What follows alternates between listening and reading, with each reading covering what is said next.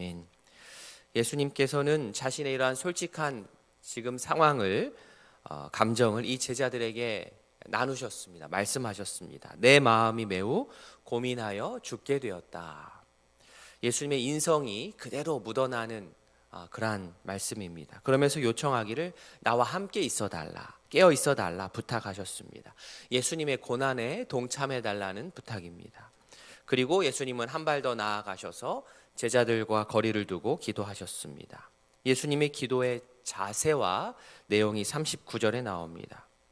조금 나아가사 얼굴을 땅에 대고 엎드려 기도하여 이르시되 내 아버지여 만일 할만하시거든 이 잔을 내게서 지나가게 하옵소서. 그러나 나의 원대로 마시옵고 아버지의 원대로 하옵소서 하시고 얼굴을 땅에 대고 기도하셨습니다. 마음이 간절하면 이런 기도의 자세가 나옵니다. 간절함의 극치입니다. 그리고 기도하시기를 아버지여 만일 할만하시거든 이 잔을 내게서 지나가게 하옵소서.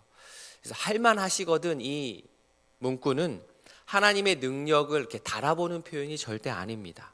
할 수 있습니까? 없습니까? 이걸 물어보는 것이 아니고 하나님의 섭리에 대해서 조심스럽게 예수님 자신의 생각을 내비치는 표현입니다. 여기서 잔은 죄의 징벌을 담은 진노의 잔이기 때문에 곧 죽음을 뜻합니다. 풀어서 얘기하자면 만약 예수님 자신이 죽음이 아닌 다른 방법으로 하나님의 뜻을 이룰 수 있다면 예수님이 자신이 죽지 않는 것이 하나님의 섭리 안에서 만약 허용이 된다고 한다면 좀 그렇게 해달라라는 예수님의 인성이 매우 강조된 기도입니다. 매우 솔직한 기도이죠.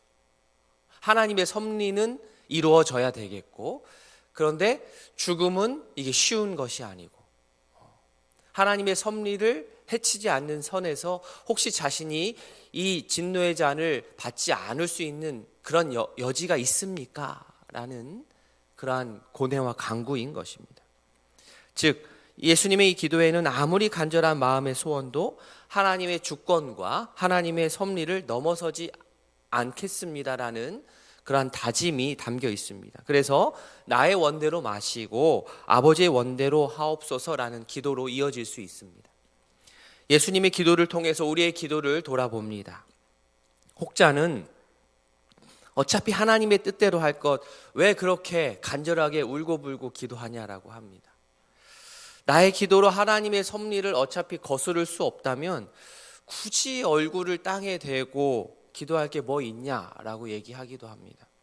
어차피 내 원대로가 아니라 아버지 원대로 하실 텐데 내 소원을 그렇게 낱낱이 계속 반복해서 아뢰일 필요가 있느냐라고 얘기하기도 합니다. 그러나 이런 식으로 이야기하는 분은 기도하지 않는 분들의 말입니다. 울고불고 기도하면서 하나님의 뜻을 확인해 나아가는 것이고요. 얼굴을 땅에 대고 엎드려 기도하면서 하나님의 섭리를 뚜렷하게 알아가는 것이고요. 하나님의 뜻에 내 뜻을 맞춰가게 되는 것입니다.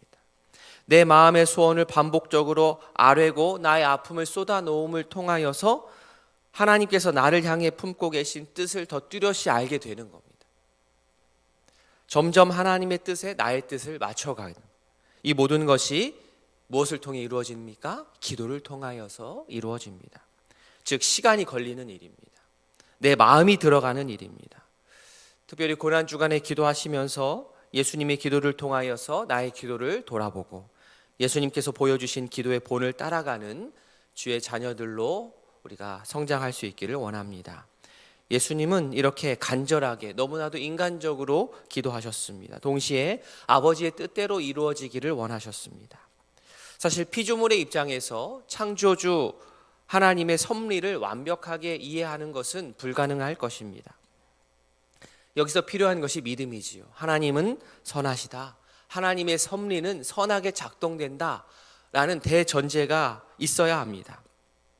특히 고통의 문제에서는 이게 좀 어렵습니다. 그런데 예수님은 만약 자신이 죽지 않고 사는 것이 하나님의 섭리 안에서 이게 허용되지 않는다면 순순히 죽음을 받아들이겠다라는 기도를 하십니다. 자신의 뜻과 하나님의 뜻이 다를 때에 하나님의 뜻을 따르겠다는 의지가 예수님의 기도 안에 있습니다. 우리의 기도도 그와 같을 수 있기를 원합니다. 예수님이 이렇게 간절히 기도를 하셨는데 함께 갔던 세 제자는 자고 있었습니다. 저는 이 세 제자가 철없는 망나니여서 잠자고 있다고 생각하지는 않습니다. 열심히 해보려 했지만 여러 사역으로 육신이 지쳐 있었고 예수님에게 곧 닥칠 일이 무엇인지 가늠하지 못했기 때문에 이렇게 자고 있었습니다. 그러나 그들은 깨어 있어야 했습니다. 육신적으로 깨어 기도하는 것은 결국에는 영적으로 깨어 있게 만들고 영적으로 깨어 있으면 시험에 빠지는 것을 우리가 막을 수 있습니다. 41절 말씀, 시험에 들지 않게 깨어 기도하라. 마음에는 원이로되 육신이 약하도다 하시고. 바라기는 시험에 들지 않게 깨어 기도하는 오이동교회 모든 성도님들 되시길 진심으로 바랍니다. 예수님은 또다시 기도하러 가십니다. 42절 앞부분에 다시 두 번째 나아가 기도하여 이르시되, 즉 기도는 시간 정해서 내가 한 번만 하고 끝낼 것이 아닙니다. 물론 처음에는 시간을 정해서 기도의 습관을 들이기 위해서 기도해야 되지만 정말로 급하고 어렵고 힘든 일을 만났을 때에는 수시로 하나님 앞에 나아가야 됩니다. 계속해서 색다른 기도의 제목을 내는 것이 아니고 여전히 같은 기도 제목일 수 있습니다. 그 기도의 제목을, 간절한 그 기도의 제목을 반복하여서 하나님 앞에 가지고 나아가는 겁니다. 42절 말씀은 39절 말씀의 반복입니다. 똑같아요. 반복이지만 단 차이가 있습니다. 두 번째 기도에는 예수님 자신의 뜻이 줄어들고 하나님의 뜻이 조금 더 커졌습니다. 기도의 반복입니다. 즉 기도란 하나님의 뜻 앞에서 내 뜻을 줄여 나아가는 영적인 노동입니다. 노동이니까 힘이 들지. 힘 안 들이고 하려니까 엉뚱한 사람 말에 우리의 귀가 솔깃솔깃하는 겁니다. 힘을 들여야 하는 것에는 힘을 들여야 합니다. 그래야 우리가 실족하지 않습니다. 돌아와 보니 제자들 또 자고 있습니다. 예수님은 자는 그들을 뒤로하고 세 번째 기도하러 다시 나아가십니다. 세 번째 같은 말씀으로 기도하고 돌아오십니다. 아마도 기도가 반복되면서 세 번째 기도에서는 예수님 자신의 뜻을 하나님 아버지의 뜻에 완벽하게 맞추셨을 것입니다. 예수님의 오늘 겟셋마네 기도는 마태복음 6장에 나오는 예수님의 기도문, 뭐죠? 우리가 암송하는 주기도문. 6장에 나오는 예수님의 기도문에 오늘 본문의 이 겟셋마네 기도는 실행이라고 할 수 있습니다. 하늘에 계신 우리 아버지여가 오늘 말씀에서 내 아버지여가 되었고, 뜻이 하늘에서 이루어진 것 같이 땅에서도 이루어지리라라는 마태복음 6장의 말씀이 나의 원대로 마옵시고 아버지의 원대로 하옵소서가 된 겁니다. 시험에 들지 말게 하옵시고는 제자들에게 시험에 들지 않도록 기도하라라는 말씀으로 나오셨습니다. 그렇게 연결이 됩니다. 즉 예수님께서는 자신의 기도문을 그대로 이 마지막 어려움의 순간에서 그대로 실천하셨습니다. 실행하셨습니다.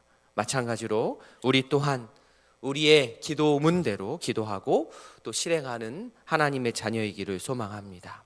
말씀을 정리합니다. 이 새벽 예수님의 겟셋마네 기도를 우리 마음 깊이 간직하여 아버지의 뜻에 내 뜻을 맞추는 영적인 그러한 노동을 쉬지 않는 주님의 참된 백성으로 살아갈 수 있는 우리 모두가 될 수 있기를 진심으로 소원합니다.